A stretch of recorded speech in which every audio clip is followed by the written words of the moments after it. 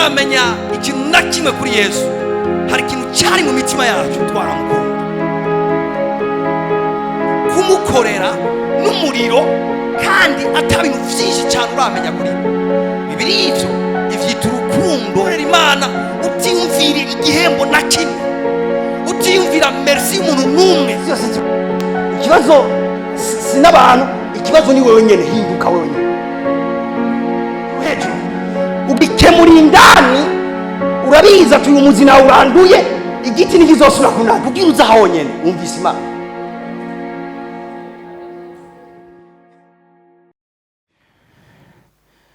Nagira ngende nihuse tujane hariya mu gitabo cya Filipi igice cya 4 umurongo wa 13. Ni umurongo tweko turarimbura ko ku munsi w'Imana. Filipi igice cya 4 umurongo wa 13, mbere uhereye ku murongo wa 11, aravuga ngo simbivuze kubw'ubukene kuko nize kubumbwa n'ivyo mfise uko ndi kose. Nzi gucishwa bugufi, nzi kugira umurengera muri cyose no muri vyose, natiwe ibanga ryo mu vyo guhaga no mu vyo gusonza, ryo mu vyo kugira umurengera no mu vyo gukena. Shobozwa vyose n'umpa inkomezi. Imana ishimwe. Twese tuvuga ati shobozwa vyose, tusubire tuvuga ati shobozwa vyose, dusumbye ngaho tuvuga ati shobozwa vyose n'umpa inkomezi. Na asingiye kuhagarara kuko narahagaze ku munsi w'Imana mu buryo bukomeye gose, ariko ndagiye guhagarara gatonyi imbere. Mugabo nagomba mbanze mvuge gatonyi kuri uno murongo, kumbure kutarahari adufatire. Uyu murongo urakomeye, uri muri Filipi 4 umurongo wa 13, ngo shobozwa vyose n'umpa inkomezi. Ni imirongo ivuga ngo shobozwa na Kristo vyose kuko ari we inkomezi. Rero nashaka nako ndagerageza ngo dutahurire hamwe icyo bisigura gushobozwa vyose. Ari approach imwe igirwa nabo no kwita abigisha bivyiyumviro vyiza canke pensée positive, nabigisha bigisha ivyiyumviro bifatiye ku ijambo ry'Imana, mugabo ku vy'ukuri ubutumwa batanga butari centre kuri Kristo, butari centre ku musaraba, butari centre ku kiguzi Yesu yatanze ku musaraba. Donc rero ubutumwa buvuga ati ushobora vyose, muga ivyo vyose bivugwa ngaho ni ibintu vy'umubiri, ni ibintu n'amambisyo y'umubiri, ni ibintu bikora kuri no mubiri, ni ibintu bifatanye no mubiri. Hama bakwira ijambo muri context yaryo, hama batanga ugutahura kutariko, bica bituma ishengero rigira kwizera kutariko, rica bibaho ibintu bitari byo, umuntu acasenga nabi kubera bayizera nabi. Rero nariko ndagerageza kugira ngo nkosore kumbure kwizera kwawe, kugira ngo ugire ukwizera kumeze neza, hama usenge neza. Nshuti yanje, nariko nderekana ko ubutumwa bwa pensée positive niryo jambo noronka rijanye canke ryumvikana muri ubwo buryo, nuko ubutumwa buvyara ishengero ryuzuye orgueil, abantu bazi ko bashoboye vyose, bazi vyose, bafise vyose. Ivyara aba ishengero canke abakristo bafise orgueil, bafise ubwibone mu mitima, kandi ivyo kuvyukuri Imana ntibinezererewe. Ariko nace ntangura nja kwerekana neza ivyo Paulo yariko aravuga ku murongo wa 11 n'umurongo wa 12. Kuvyukuri yariko aravuga ibintu vy'uyu mubiri, yariko aravuga ibintu cyane cyane bifatanye n'ibintu ducamwo, ivyo ducamwo tubicishijwemo n'ubutumwa bwiza, tubicishijwemo no kwizera. Nivyo rero yariko aravuga ngo nzi gucishwa bugufi, nzo no kugira umurengera muri cyose no muri vyose, natwibanga ryo mu vyo guhaga no mu vyo gusonza. Cyane cyane neko nderekana situation yavugiyemo ibi bintu, aho yarari, ubuzima yarabayeho. Kuvyukuri nivyo bitwereka ko atari muri ibi vyiyumviro vy'isi bifise ishusho y'ubutumwa bwiza. Kubera iki? Ni kubera iki gisomwa Paulo yacyanditse ari muri prison i Roma. Hama ibi vyiyumviro ariko aratanga canke iyi revelation ariko aratanga, kuvyukuri ntari revelation ifatanye n'ibintu kanaka vy'umubiri. So hanarasiguye bihagije, mwa ngomba kandi netablish ikindi cyiyumviro gikomeye, nacyo nyine iyo umuntu acyumvise ukutariko kuko nacyo kirigishwa rwose. Iyo umuntu acyakiriye ukutariko hama akakizera nabi bice biperturba ubuzima bwe bwo gusenga, uca usanga amaresultat yiwe yamaba mabi rwose. Tujyane hariyanye mu Bikorinto ba mbere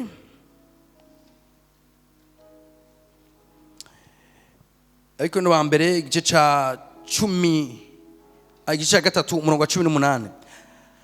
Reka nyarutse haravuga ngo ntihakagire umuntu yihenda, umuntu wo muri mwebwe niyumvira ko ari umunyabwenge ku vy'iki gihe abigipfu kugira ngo abone kuba umunyabwenge. 19 kuko ubwenge bw'isi ari ubupfu ku Mana, kuko handitswe ngo itegesha abanyabwenge ubugunge bwabo. 20 kandi ngo Uhoraho arazi ivyiyumviro vy'abanyabwenge kandi ko bitagira ikimazi. 11 nako 21 nuko ntihakagire umuntu yirata abantu. Haleluya. Tuvuge ngo ntihakagire umuntu yirata abantu. Bibiliya iriko iratuza gose kwirata abantu. Bivuze ngo ntihakagire umuntu yirata abantu. Ushoboye kugira abantu beza bakomeye abanyabwenge basingabire, mbwa Bibiliya kubujije kwirata abo bantu. Ikubwiye ngo ntihakagire umuntu yirata abantu. Kubera iki? Inkomezi z'abantu cyangwa ubwiza bwabo bumeze nk'ubwiza bw'ivyatsi. Uno munsi bishobora kuba butotaye ejo bikuma. Je cyo Bibiliya tubwira ngo ntihagire umuntu yirata abantu. None yirata iki? Wirata Uhoraho. 21 niho ndi nuko ntihagire umuntu yirata abantu kuko vyose umviriza kuko vyose ari vyanyu. 22 ndagomba guhagara cyane kuri aka kantu yavuze ngo kuko vyose ari vyanyu. 22 ari Paulo canke ari Apolo canke Kefa canke isi canke ubugingo canke urupfu canke ibiriho canke ibizoza vyose ni vyanyu. Amen. Ikura y'ivyiyumviro novuga vyiza muga bifatiye ku ijambo ry'Imana, canke novuga ngo inyigisho ya prosperite ikura rimwe na rimwe verse bayikoresha kugira ngo babwire abantu ko ivyo bakeneye byose muri ubuzima babitekeye indani muri bo babifise. Kenshi bakoresha ino murongo uvuga ngo kuri 20 ngo kandi koraho kuri 20 nako niyo muri nuko ntihagire umuntu yirata abantu kuko vyose ari vyanyu. Ni Paulo yabivuze abwira ishengero ry'Ikorinto ati vyose ni ivy'iwanyu. Mugarika arababwira ngo vyose ni ivy'iwanyu. Ndashaka ko twebwe dutahura neza avuze ngo vyose ni vyacu. Ivyo vyacu ni ibihe? Ivyo avuze vyose ni ibihe? Ubandanije imbere gatonyi atavuga ngo ari Paulo canke Apolo. Murumva ivyose ariko aravuga ari Paulo canke Apolo canke Kefa canke isi canke ubugingo canke urupfu canke ibiriho canke ibizoza vyose ni vyanyu. Bano Imana uku gutahura kutariko muri sense ya vyose mfise vyose nimushoye kwibaza ishengero bishoye kuvyara iryo ari ryo, kuko ishengero risa n'ivyo giga ingene uzobaho ubuzima bwawe ingene buzosa birafatanye n'ijambo wakira ku munsi ku munsi. Energy ukoresha irafatanye n'ivyizegwa biri muri wewe. Ivyo wizera ko bishoboka n'ibidashoboka birafatanye n'ivyizegwa biri muri wewe.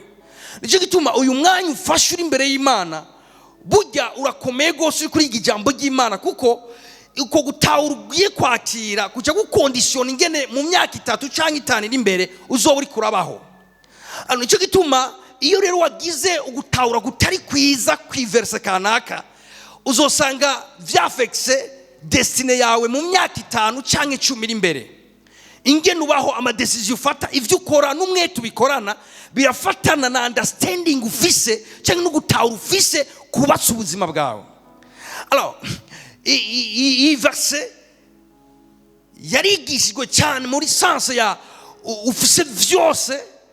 Hama abakristo turizera gose ko dufise vyose, mbwa ivyo vyose ababitwigishije badukorokereza mu vy'umubiri muri sense kuvuga ngo vyose isi nibiyuzuye amazabu yose ari ku isi, inzu zose ziri ku isi, amamodoka yose meza, amaparcelle ari ngaho, vyose ni ivy'iwanyu. Bani Imana agomba ndababwiye ko atari vyo, vyose si ivy'iwanyu. Ivy'iwawe ni ivyo uhora ahisemo kuguha nka wewe. Nga ivyo yahaye uwundi yabihaye uwundi nyene. Ugiye kwakira ivyo yahaye uwundi ucisa umusuma. Amen. Imana ishimwe. Nuhagurutse movement y'abantu abona inzu nziza mu Kigobe akavuga ati ndayakiriye mu izina rya Yesu. Abona imodoka nziza irenganye akavuga ati in the name of Jesus ndayakiriye, ndayishize kijambo, I take it. Ano havyutse abantu abona business nziza y'umuntu hama akavuga ati ndayakiriye. Umva naikara natena konte kuri uwo muntu afise iyo modoka cyangwa afise iyo nzu ko nawe yapfukamye imbere y'Imana, hama Imana ikamuha ivyo bintu. Ivy'Imana itaraguha si ivy'iwawe, ivy'Imana itaguhaye si ivy'iwawe. Mbwa ivy'Imana yaguhaye navyo ni ivy'iwawe nyene. Mumbwire amen. Imana ishimwe cyane.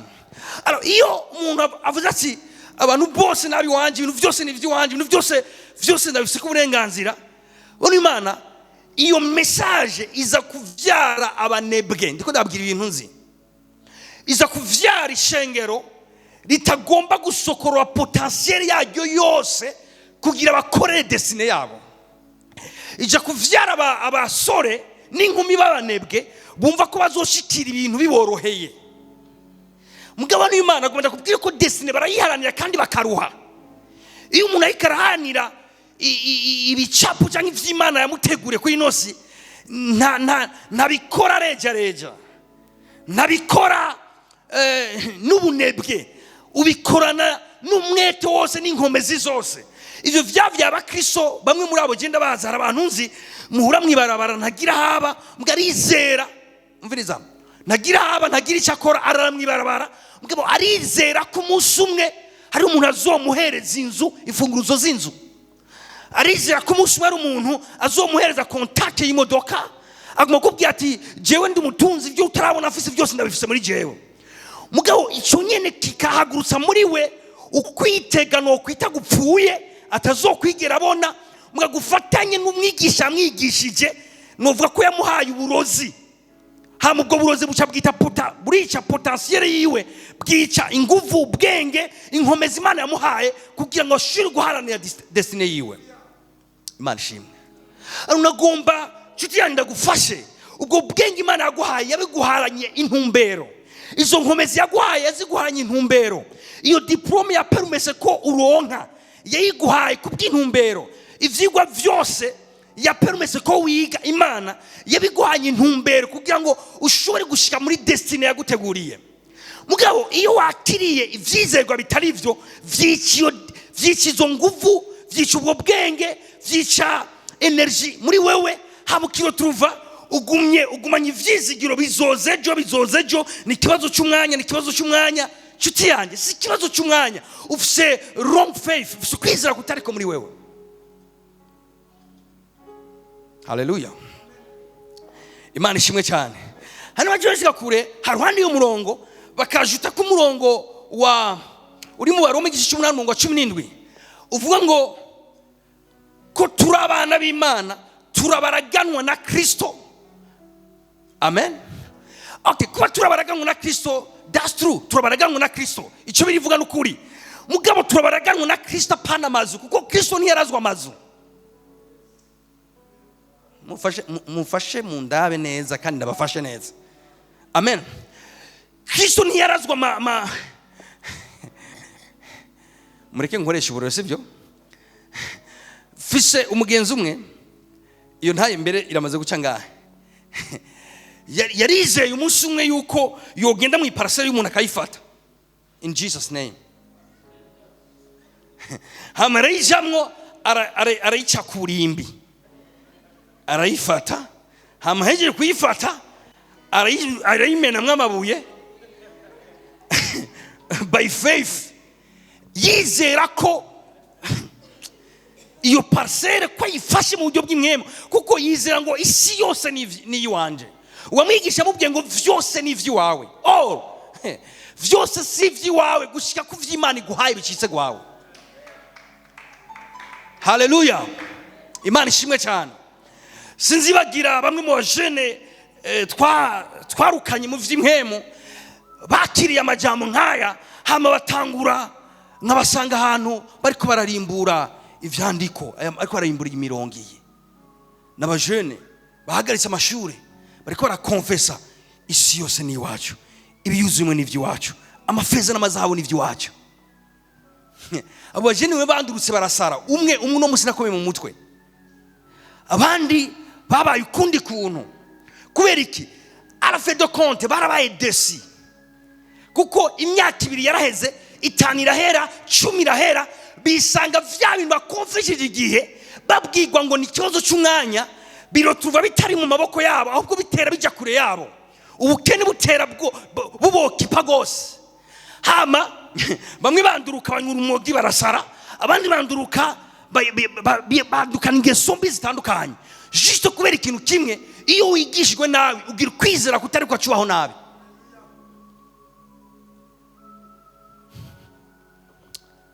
Mubwire amen, amen. Sinzibagira muri yo kura nyene abandi bajene bo bafata amabisi muri ville, hama bariko bakuriye batagira amafaranga. That's not faith. Uko kwizera burira imodoka badafise amafaranga, hama baraza bageze mu Kamenge Gare du Nord barashitse, umukonvoye ati hey hereta franga, nabo bafise gushira amanga, kuko ukwizera ivyo bintu babizeye ni binini cyane muri bo. Hama nawe cyaragara ati mbe konvoye urashaka kuriyisha umwana wa boss. Konvoye nawe arazi boss, arazi n'abana biwe. Ati none wewe uri umwana wa boss, yakuvyaye hanze bimeze gute? Ati none we ni ukimenya ku isi n'ibiyuzo ari vyo horaho, ati kandi yanje ndumwana wiwe, ati vyose ari vyo wanje. Ati vyo ayo makuru yamenye no munsi. Konvoye ati reka shaka kwigira umusazi, ati aho soka ngaho yamaye. Bakuwe n'umuntu w'umunyembabazi yiyumviye ati ngira abana bacanganyikiwe, reka ndabinde baririye amajana 1,000 basohoke bisi. Asimvuze abantu binjiye mu restaurant kugira bafungura ivyo kurya badafise amafaranga kuri ya facture, kubera ko restaurant vyose ni vy'iwabo. Alors uri man, iyo umuntu ayigishwe nabi indani muri we agenda na conviction atariyo. Rero ayo conviction atariyo ni yarongora ubuzima bwiwe, arongora ubuzima bwiwe azokwisanga ku cyambu cy'ama conviction kandi kitaricho. Haleluya. Umanze ufata akantu icyo birivuga ngo turabaganwa na Kristo, si ivy'umubiri. Yesu ntiyarazwe ivy'umubiri, Yesu yarazwe ivy'imhemu. Imana dusangije mhemu umwe na Kristo. Haleluya. Niyaturaze ibi vy'umubiri, yaturaze ivy'imhemu. Gusa ivyo vy'imhemu iyo umuntu yatahuye neza birashaka kumuvyara ivy'umubiri. Amen. Ndasenga ngo muhaguruke kuba abantu bakora kandi bakora bakaruha. Amwe muri bivyimwe, bimwe muri bivyimviro vy'aba bantu gukora cyane kuri bo n'umuvumo, gukora amasarenze cyane, bumva umenga n'ukutizera, kubosa, guharanira ibintu bumva umenga n'ukutizera. Hasi sino kubwira abana bahevye amatongo yabo, umuntu akagigarurira mbwa kubera ko yizera ati okay utwaye iryo najya nayo wanje. Hama iryo giwe riberagiye mgararindira ko abo bantu bazohava bamuhereza titre iryo tongo gushira n'umushinga arimo. Mubwire amen. Nagomba ndagufashe tujyane hari yanye muri Zaburi. Ndafise imirongo kabisa ngomba kuetablisamwo ibintu gutahura kanaka. Zaburi tugiye kwimara ku mwanya munini ya cyane. Zaburi 23. Zaburi 23 umurongo wa mbere. Hava ngo uhoraho niwe mwungere wanje sinzokena. Twese tuvuga tuhoraho niwe mwungere wanje sinzokena. Dusemera cyane tuhoraho niwe mwungere wanje sinzokena. Alors muri verse abigisha bigisha ibivyimviro munyemereje ko passé positif, abantu bikoresha ibivyimviro gutya igikomeye kuri bo naka gace kanyuma kavuga ngo sinzokena. Uhoraho niwe mwungere wanjye sinzokena. Iri jambo ryararyoshye cyane ku buryo riri ku mipira y'abantu, riri mu masaro y'abantu, riri mu mapoeme y'abantu, riri mu ndirimbo nyinshi cyane, riri ahantu hose. Mugabo iri jambo ritekemo responsabilité nini cyane nipfuza kuno musi tahura. Iyo bavuze ngo Uhoraho n'umwungere wanjye sinzokena, igikomeye si iri jambo ntituzokena. Igikomeye ni ugutahura icyo bisigura Uhoraho niwe mwungere wanjye. Kuko kudakena si wewe mwitwariko wawe, nukumenya umwungere wawe, nukumenya ingena kurongora, nukumenya ivyo ariko arakubwira, nukumenya ariko aragucisha. Ivyo kudakena ni wazobigira. Utegerezwa kumenya responsabilité yawe muri uyu murongo, hama ukayihagaramo neza. Tugezezo tuvuga ati Uhoraho ni umwungere wanje, Uhoraho ni umwungere wanje, Uhoraho ni umwungere wanje, Uhoraho ni umwungere wanje. Aka kantu mbanze ndagakupe, mbanze ngarukirize ngaha, byatwinjire ngaha. Uhoraho niwe mwungere wanje. Kuko sinzokena riraryoshe, kandi umuntu wese agyakira vyoroshe. Ikibazo bamwe bari konvajeje kenza baracakenye. Ikibazo si verse, ikibazo eske narahagaze muri responsabilité yanje. Narashoboye kuba intama nziza ku mwungere, kugira bikunde umwungere anyobore neza, ashikane mu cyanya cy'ubwasi butotaye. Amen. Iyo tuvuga umwungere cyangwa reka mvuge gatonyi, muri uyu murongo hari ibintu bitatu bikomeye ngomba kumenya. Ikintu cya mbere ni ukumenya neza umwungere wawe wariwe. Number 1. Muri uyu murongo kugira ubone aka kajambo kanyuma gakundwa gose sinzokena, icya mbere ifu kumenya umwungere wanje ninde. Number 1. Number 2, ifu kumenya eske turacyari kumwe, kuko bakristo benshi basigaranye ivyizegwa, nyene ivyizegwa yaravanye nabo.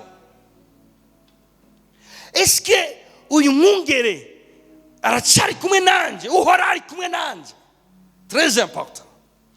Aka gatatu ngomba kumenya, ndaza gufata umwanya wo kuvyinjiramwo, no kumenya ngo mbega iyi nzira ndiko ndafata umwungere yayiteye kwa koro. Ibi bintu ngiyemwo, ibi bintu ndiko ndakora, eske umwungere aravyemeye? Ari d'accord nibi ndimwo, ari d'accord nibi ndiko ndakora? Kuko Imana nababwiye nishobora guhezagira ibintu itemeye, nishobora guhumugisha ibintu itarimwo. Deke dufashe inzira atari iwacu, mandi majambo atari umwungere yaturongoyemwo, iyo nzira tuyicanamwo, ashoboye kutuyindira inyuma yayo akadutora tukabandanya urugendo. Mbwa iyo nzira, ivyo tuzohura muri ivyo, muri iyo nzira vyose uzobigwanisha inkomezi zawe, ubikemurisha inkomezi zawe. Mbwa inzira akwemerera ati yes duce ngaha, bana Imana hagomba bari mu muriro yavuze ngo nzobana nawe, hagomba bari mu ruzi yavuze ngo nzobana nawe, kandi umuriro n'uruzi ntibizokurengera. Ngabo igikomeye ngaha nukwirasira ngo mbega muri uyu muriro ari kumwe nanje, mbega muri aya mazi asuma cyane ari kumwe nanje, mbega muri izi ntambwe ari kumwe nanje, ari kumwe nawe ngaho. Ibikwirikira aza kubifata mu maboko aravyitwararika. Haleluya. Uhoraho niwe mwungere wanje sinzokena. Ivyo ni ibintu nivuje ko ufata. Murazi umwigisha mwiza, reka mbere ndeka kuvuga umwigisha, mvuga umwigishwa. Umwigishwa mwiza yigisha akoresheje ibibazo. Ndabwira principe yo kwiga neza. Naho uri kuriga Bibiliya, iyo uri kuriga neza uribaza ibibazo mu byo uri kuriga. Nk'ubu bavuze ngo rero reka twibaze gatonyi, bavuze ngo Uhoraho niwe mwungere wanje sinzokena. Ibibazo twokwibaza, icya mbere,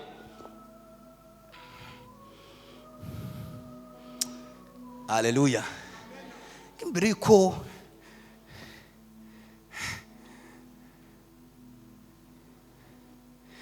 Nikundi berende kwibaza ibibazo, ifo gutahura ikintu.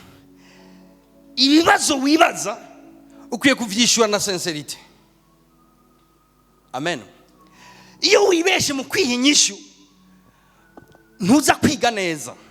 Rero mu bibazo tuza kwibaza wirasiye yuko wihaye inyishu y'ukuri ntuzoba wize neza, amen.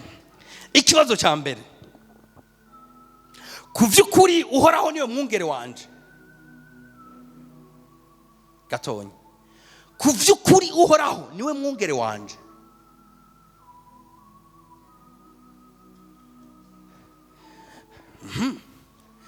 Icya kabiri, ku by'ukuri jewe ndi intama yiwe.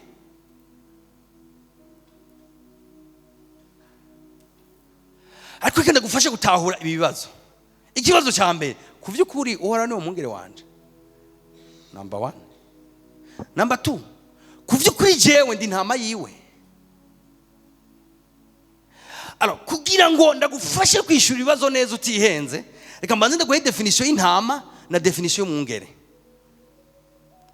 Amen. Umwungere ninde? Umwungere si izina bita umuntu. Oya, umwungere ni fonction, ni gikorwa, ni hore y'umuntu kanaka. Praise God. Umwungere bavuze ngo uyu muntu n'umwungere sakazina bamwita, ahubwo ni responsibility, ni gikorwa ajua kuri uwo muntu cyaye ku ntama. Amen. Bavuze ngo umwungere none ajua responsibility yihe. Biroroshe, hore y'umwungere niyo kurongora intama. Twibagira ikibazo kivuga ngo ku by'ukuri uhora n'umwungere wanje, vyumvikana ngo ku by'ukuri Imana nirongoye ubuzima bwanjye. Ivyo njya mu ivyo nkora uko ngenda amadecision fata, eske nuhoraho ari muri ayo madecision? Eske na ivyo ndimwo nasenze kugira ndamubaze numve conviction ko nobijamo nka. Amen. Hallelujah. Akabazo kambere twaje ngo eske uhoraho ku by'ukuri niwe mwungere wanje. Ikibazo cya kabiri twavuze ati eske ku by'ukuri genda intama yiwe. Intama rero nayo si izina bita igikoko. Intama, praise God, intama uyimenyera kuri attitude, uyimenyera ku nyifato ifise ku mwungere wayo. Praise God. Intama none ifise inyifato iyihe kugira bita intama? Ni igikoko gifise ability yo gukwirikira umwungere. Amen. Umwungere ni fonction, intama ni inyifato y'ingene ishoboye gukwirikira umwungere akayirongora. Amen. Intama idafise inyifato yo gukwirikira umwungere si intama. Intama kugira uvuga ati ni intama, uraba inyifato yayo ko ari yayindi umwungere aje imbere nayo igakwirikira. Idafise iyo attitude yo kwizera umwungere agakata akayirongorera mu cyanya ikemera, ntaba ari intama ya vrai. Abantu biko baranyumva bambwire amen. Uvuze rero ngo ndi intama yiwe sakazina, ahubwo ni capacity ufise yo gukwirikira Imana no kwemera kurongorwa nayo. Ndasubiramo, umwungere ni umuntu yahawe ubushobozi bwo kurongora intama, bw'intama nawe yahawe ubushobozi bwo kwemera kurongorwa ikizera uwo mwungere imbere yayo. Dawidi yavuze ngo uhoraho niwo mwungere wanje, yaratahura ivyo avuze. Myani majambo yaravuze ngo je ndi intama yiwe, hama narawe na capacity yo kumukwirikira kubwiyomvo sinzokena kuko yanjana arahazi. Hallelujah. Sishoye gukonfesa bari mwana ndashaka munyumve, iyi si verse yo gukonfesa, iyi ni verse yo kubaho. Ndashoye kuvuga ati uhoraho ni mwungere wanje sinzokena. Nibica biba kwenda bikonfejeje biba mu gihe bisanzwe bimeze uko. Mu yandi majambo ni mu gihe ku by'ukuri uhoraho ari umwungere wanje kandi ku by'ukuri nanjye ndi intama yiwe, sino no bikonfesa venta muga ntiyagi ikintu kimwe kiba. Hallelujah. Ni kibazo cha ndi mu kibanza cy'intama, umwungere nari mu kibanza cy'umwungere, atari mu kibanza ciwe ndabicurise nkaje imbere nkabintama nkabumwungere uhoraho ukamushyira mu kibanza. Uku niko ubuzima bw'abantu benshi bumeze. Ariyumvira ibyo akora akabikora, akiyumvira haca agahaca, akiyumvira ibyo agira byose, ubuzima bwiwe bukava kuri we. Imana yigeze ishaka ko twebwe tuba source y'ubuzima, yanyishaka ko yo ariyo tudepanda ko igacika source y'ubuzima bwacu. Umwungere ni umuntu yize kudepanda ku Mana. Apana umwungere intama yize kudepanda ku Mana. Iyo tuvuga rero intama nziza muri context ya Dawidi, ni gihe twimenyereza kandi tugafata ingingo yo kudepanda ku Mana. Indani muri ukabimenya ati Mana nkamutozana nanjye muri iyi nzira, ndapfuye ndatakaye. Mbega birabaho ko umuntu ashobora gufata inzira Imana ntijyane nawe rwose, byama byabaye. Birashoboka ko umuntu ashobora kwiyangaja mu bintu Imana ikamubwira ati sawa ko wabihisemo, ndakurindiriye inyuma y'ugo rugendo, ni waruheza tuzohurira imbere.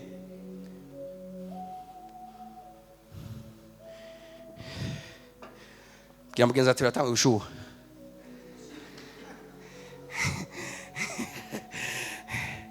Hallelujah, praise God. Imana ishimwe cyane, Imana ishimwe cyane.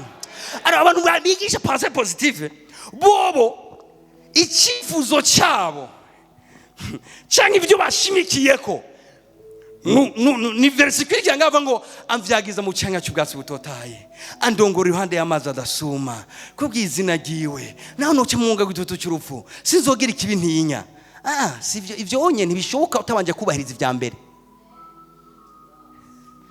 Erega andongorera mu cyanya, utegerezwa kwiga kurongorerwa. Kugira kurongorere bisaba ko wamushize mu kibanza cy'umwungere ukaje mu kibanza cy'intama. Niyavuze ngo aranyereka icyanya cy'ubwatsi butotaye hama nkijyanayo. Yavuze andongorera, arantwara, aje imbere nka suiva, akantwara mu cyanya cy'ubwatsi butotaye hama akandongera iruhande y'amazi adasuma, kubw'izina giwe naho noce mu gitutu cy'urupfu sinzogira ikibi ntinya. Haleluya. Abantu beko baranyumva neza bambwire amen.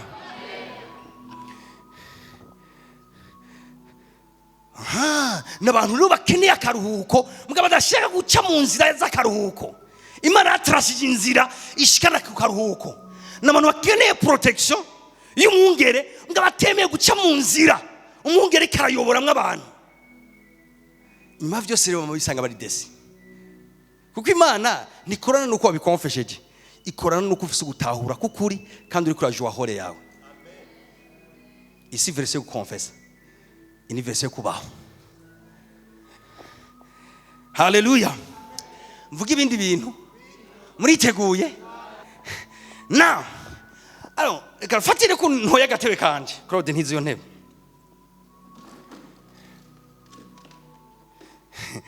Naca nicara ahantu genda intama ndafise n'umwungere, mwaca nicara nkavuga ngo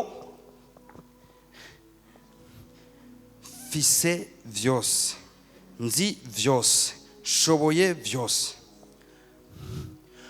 Iyo ntama irakeneye umwungere. Intama ikeneye umwungere. Ni ntama izi ko atakifise umwungere atarimo. Ni ntama izi ko atagishoboye umwungere atabirimwo. Ni ntama izi ko ataramwe ukwishikana umwungere atabirimwo. Mbwa umuntu yicana avuga ngo fise byose, shoboye byose, nzi byose, mu yandi majambo yamaze ko kipa ikibanza cy'umwungere. Yikuye mu kibanza ciwe cy'intama agiye mu kibanza cy'umwungere. Iyo bizomushikana rero Imana ndi kumwe nawe. Ndababwira Imana ndongora abantu bangana. Nyumvise neza. Imana utegerezwa kwemera kuri faible kugira igukomeza. Nishoye gukomeza umunyenkomezi. Nishoye guubwenga umuntu azi byose. Nishoye kwereka inzira umuntu azi kwa maîtrise inzira zose. Intama niyitawura ngo nta na kimwe nzi neza kiretse ndakibwiwe n'umwungere. Sindakavuga. Vuga ati nta na kimwe nzi neza atari cyo mbwiwe n'umwungere. Nta na kimwe maîtrise. Ukabura intama igomba kwicara mu ntebe yayo y'intama, ubanza utahure ko atanakimumetiriza mu by'ubuzima tanti Imana itagiyemo. Wumve ko atanu namwe atavyuzi, nabyo ushoboye, nta nibyo ukwishika nako. Imana iticaye ku ntebe yayo ubwungere, nawe ukicara ku ntebe yayo yawe y'intama hamugasuiva. Rega niyizi y'icanya kiri, niyizi amazi adasumi yari, niyizi amabingira yo gutera, nifise inyobozo ubuhiri niba ufise bwo kwicibingira. Muga wewe utegerezwa kuronka force canke uburinzi mu mwungere. Intama nababwiye si fonction, intama ni capacity yo gukwirikira no kumenya ngo ubuzima bwanje budepandana no mwungere. Sikindi ko ndigisha muriko muranyumva? Vuga tuhoraho niwe mwungere wanje, suvuga tuhoraho niwe mwungere wanje, naco nzi atari cyambariye, naco noshobora atari cyashoboje. Aha, kuko iyo umuntu yatahuye nabi agatahura ngo ashoboye byose, gusengera yatakaza sansi.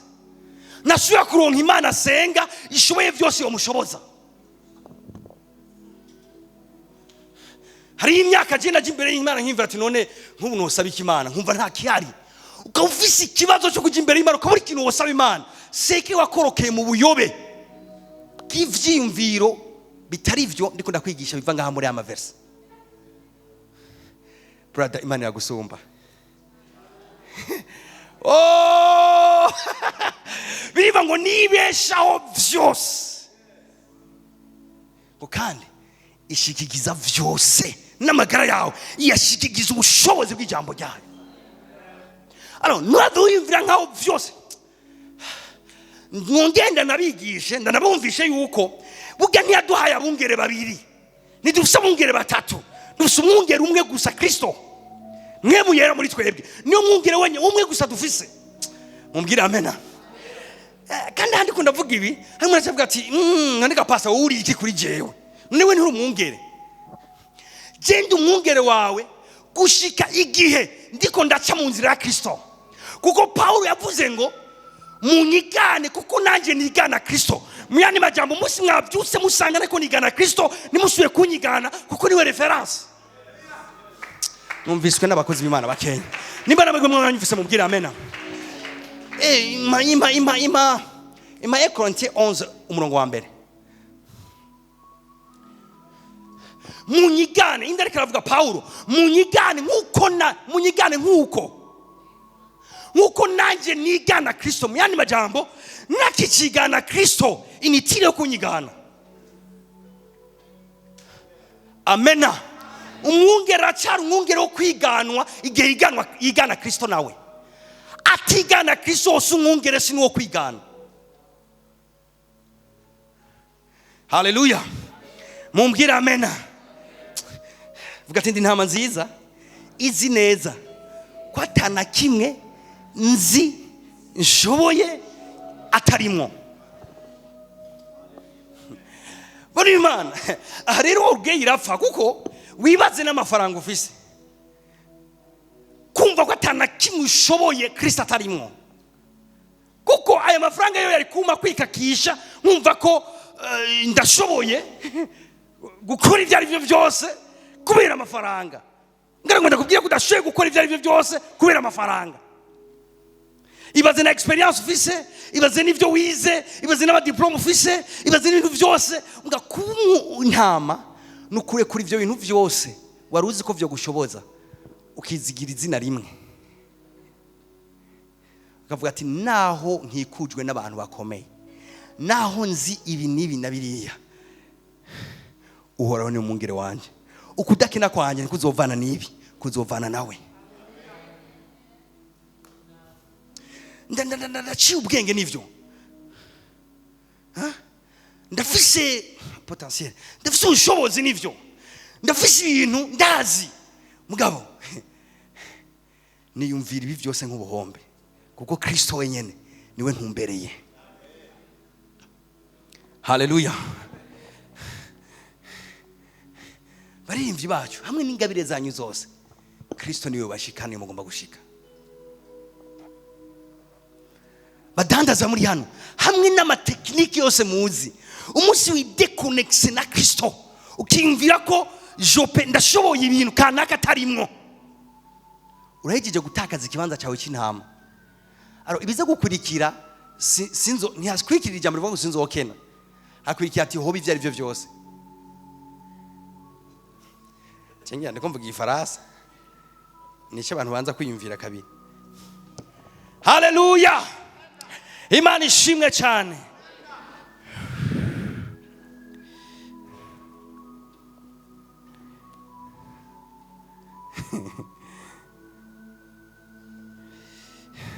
Nimba uri kurandika ahantu kanaka wumviriza no majambo amuyandike, uvuze cyangwa ukonfeje ati uhoraho niyo mwungere wanje, uradekara intambara. Intambara iri hagati yawe n'ikintu bita kwikukira. Umuntu akozwe ku buryo adashaka umuntu amujya hejuru, si wowe gusa, nanjye meze uko, n'undi muntu wese ameze uko. Umuntu akozwe ku buryo yanka kuganzwa.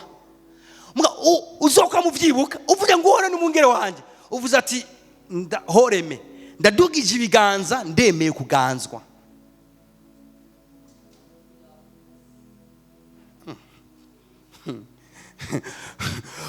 Mugabo wemeye kuganzwa, ubwo nyene udekaye intambara, uprokamye intambara hagati ya wewe, reka mvuge ndi kuntu, hagati yo kugutahura hamwe n'akameremere kawe katakira ibintu bikuganza.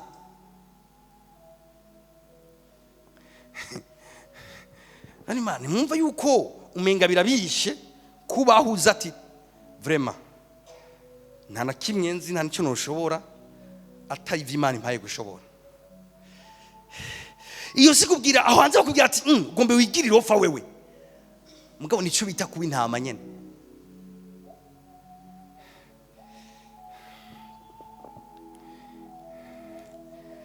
Haleluya. Aro ndasubira kubaza cya kibazo, ese ko uraho niyo mwungere wawe? Ese kuri intama yiwe?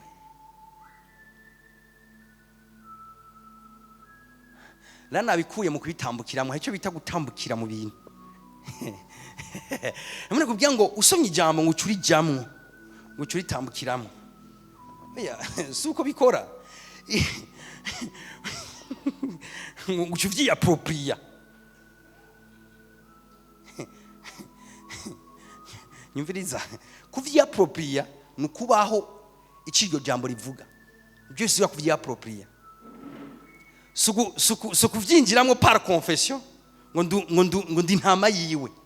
Nuri ntama yo kubera bikonfesheje, uri ntama yo kubera ufise capacité yo gusuiva. Haleluya.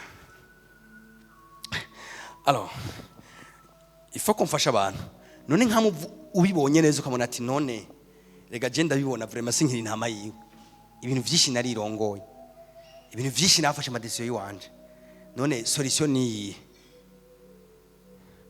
umuntu amaze gutahura ko ari intama, kandi intama itoshoye kwiproteja, idashoye kumenya ibintu, adashoye kugira ibintu Imana itarimo, abasigaranye ikintu kimwe bita gusenga, arondera mu nyonga ho mwungere kugira arabe icyo umwungera mubwira.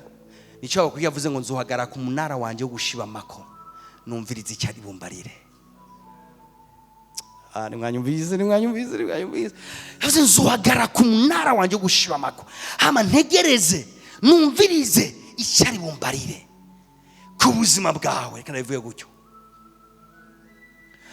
umuntu yatahuye neza ko ndi mu kibanza cy'intama, umubonera hehe? Very simple, agomba kudepoza ahantu, afata kanya gusenga, Mana uranyemereye kudepoza ahantu. Yumva amahoro mu mutima, akagenda akadepoza ahantu. Umuntu yatahuye ikibanza ciwe cy'intama, umuhungu ashaka kuza akamubwira ati turashaka kubakana, akaba ati ngiye gusenga Imana, akaja imbere y'Imana, hama gasenga, hama akumviriza icyo muhemera avuga kuri iyo relation.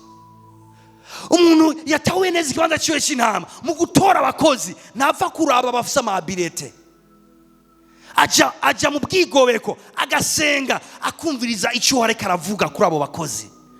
hari uwashika akumva umutima wiwe ntufatanye nawe, akumva nta mahoro afise, mbwa yashika kundi akumva Imana imuhaye amahoro kuri uwo muntu, hama akamutoranya.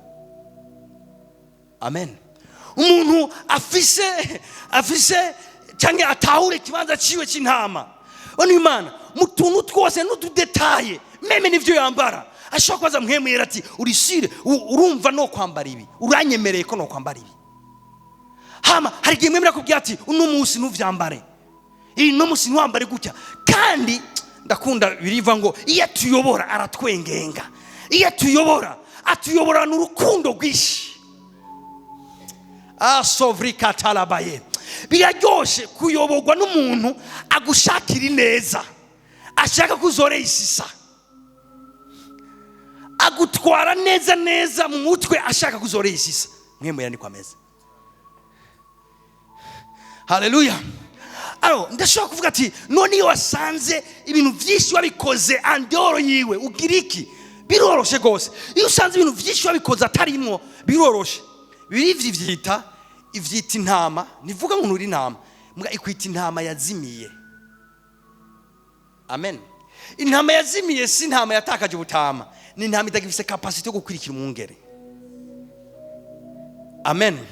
Ni intama ishuye kugira ubugaba, umwungere gaca ngaha agakora ibintu agakora biriya, hama mbwa iyo truvye yisubiyemo agasanga nakiri mu kibanza ciwe no mu nyifato yiwe, icyacagira aca asubira kuba intama. Mu gusubira kuba intama nziza no igigira iki? Nukuja imbere y'Imana, ugabwira Imana ati Imana ndihanye kugufata inzira wowe udashaka, hama ndemeye gusubira kugusuiva. Ati pasa urisire yuko azonyemerera akaza, uravyo nahabiye azokwemerera, ndazi umutima we mu vyanditswe. Reka ndawukubarire. Yesu yavuze ngo umuntu yotakaza, ariko avuga umutima wiwe, umuntu yotakaza intama imwe agasigara 99, mbega niyoheba 99 akaza kurondera imwe yazimiye, mwani majambo imwe yatandukanye n'umwungere. Abantu be kwanyva bambwira amen. Mbyumvikana ngo umutima wiwe burya uri kwazimiye gusumba kukiri mu nzira. Nimwanyumvise, umutima wiwe ku Mana uri mu nzira iraryohewe, imeze neza, mugabo kandi ifise amadurere menshi, ifise umwitwariko munini wo kurondera iyazimiye gusumba abatonze ku murongo. Ubutumwa bwiza bukuzana ahantu usuzuma ubuzima bwawe. Bari mareka ndababwira, mbage murankunda, mubishaka mu nkunda muzoronka bungere baki bameze nka jewe. Reka mbanze nishime rero. Mbonye umenga umwanya wanje uragiye, mugabo imbere yuko ndanarangiza subiriza hajya muri Zaburi 23 umurongo wa mbere gusa kugira ngenda karangije. Yavuze ngo uhoraho niwe mwungere wanje. Twese tuvuga ati wanje. Twese tuvuga ati wanje. Twongeye tuvuga ati wanje. Wanje rero nko mu Gifaransa bavuze mon berger. Umwungere wanje. Wanje yakuyemwe abandi. Si umwungere w'ishengero, ni umwungere wanje. Harimo ijambo intimité, harimo ijambo ubucuti. Muri wanje harimo ijambo ubucuti. Muri wanje hari ijambo bita isezerano, alliance. Uhoraho niwe mwungere wanje, sinzokena. Nakanu wanje aravyishimiye. Numugire umwungere w'ishengero, mugire umwungere wawe. Numugire umwungere w'abagenzi, mugire umwungere wawe. Uzobona ibintu byinshi bikoreka mu buzima bwawe. Ntugire imana ya MC, gira imana yiwawe. Ntugire imana y'umugenzi wawe, gira imana yawe. Ntugire imana mvuge gute ya pastori, gira imana yiwawe. Dawidi nibyo yavuga ngo uhoraho ni umwungere apana w'Abisirayeli. Turi benshi, ni umwungere wanje. Ibi nivyo abantu bagiraniye isezerano, nivyo abantu bafitaniye intimacy. Taguruke ku birenge byacu. Ntugire imana y'umugwi, ukabura umu protocole. Ntugire imana yo muri protocole, ukabura umu mama. Ntugire imana y'abamama, ukabona umuririmbyi uruga imana abaririmbyi gira imana yawe wari umwungere wanje.